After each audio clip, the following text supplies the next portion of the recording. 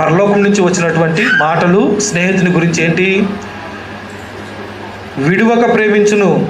ఏ దశ అయినా సరే, ఏ దశ? దుర్దశలో అటివాడు సహోదరుడుగా నుండు. సహోదరుడు తీసుకునేటువంటి బాధ్యత కూడా ఎవరు తీసుకుంటారు? స్నేహితుడు తీసుకుంటాడు.